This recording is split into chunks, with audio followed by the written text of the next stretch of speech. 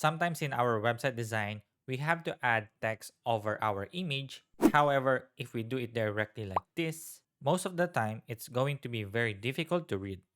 Don't worry, I'm going to teach you 3 easy ways on how to add text over images in our website designs. The first easy way is called overlay.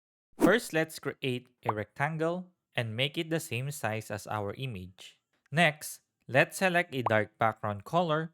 For this example, we're going to use the color code 1A, 1A, 1A. Next, let's reduce the opacity. For this example, we have set it to 60% opacity. Next, let's combine the rectangle that we have created and our image.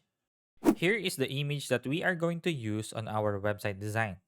Now let's add the rectangle on top of it like this. And for our final step, let's add the text element on top of them. The second easy way is called drop shadow. First, let's create our text element. Next, let's add a drop shadow effect on our text element. Next, let's combine our text element and our image. Here is the image that we are going to use on our website design. Now let's add our text element on top of it. Be careful of using too much drop shadow because it will look messy and unpresentable like this. The third easy way is called multiply. First, let's create a rectangle and make it the same size as our image. Next, let's select a background color. For this example, we are going to use the color code 08458D, which is my favorite color blue. Next, let's apply the multiply blend mode. Next, let's combine our rectangle and our image. Here is the image that we are going to use on our website design.